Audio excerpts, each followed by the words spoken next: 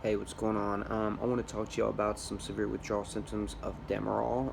This is a narcotic painkiller, which is a depressant. So it works on that nervous system and the brain chemistry that you have. Unfortunately, like a lot of these painkillers, we're given them, prescribed them whenever we go through something, like pain or a traumatic event, cancer, heart attacks, car accidents, things like that, chronic pain. We begin to take this, and even after our injuries maybe get better, or even whenever we start to get a little, whenever we start getting healthier, uh, we like the feeling that this drug gives us, and we become dependent on it. And then from then, it's all hell.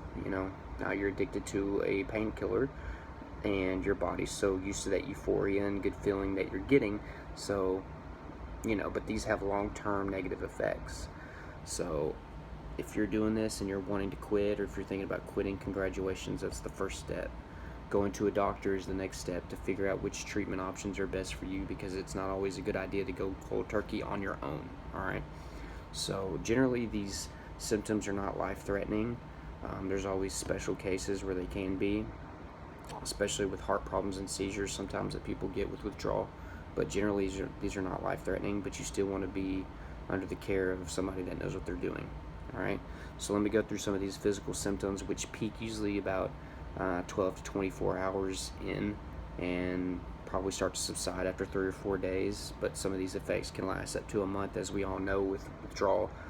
Some of these psychological behaviors and psychological symptoms can last up to a month.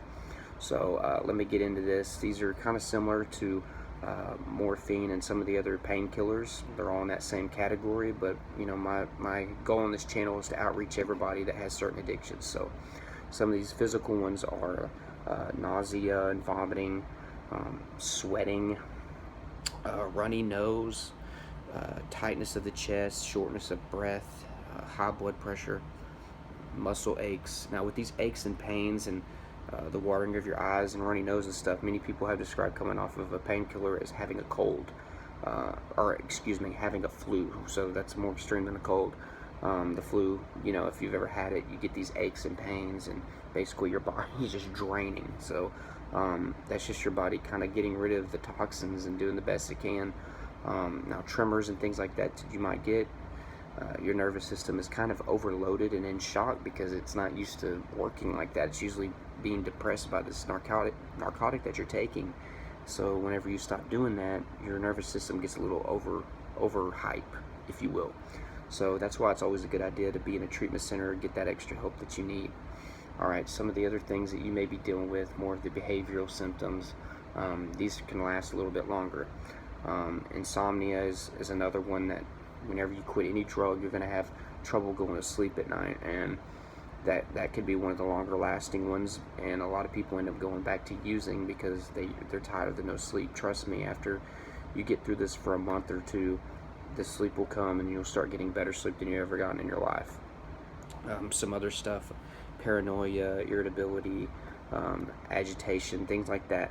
That's going to happen, especially when the physical symptoms kind of start waning. You're going to have these intense drug cravings. So, you got to make it through that. But the agitation and stuff like that, it's going to be there. Hopefully you have a good cast around you, whether it be counselors or doctors or family or friends. You need that support group, because you're going to be upset. You're going to be going through depression, and sometimes people can have suicidal thoughts and stuff with depression, especially when they're in a really deep depression. So make sure you have a good cast around you guys. If you're wanting to quit, stick with it. Make sure you go to a doctor and find out what treatment options are best for you. Having a better outlook on life is always a good thing, and not having a dependence on a drug, especially one that you're paying money for all the time. You're going to save money, you're going to save your health, probably save your life. So I encourage all of you to keep on trying.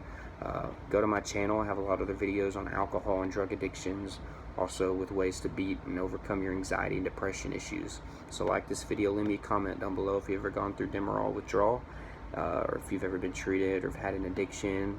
Let everybody know your story down below, and you'll have a good day. Thanks a lot.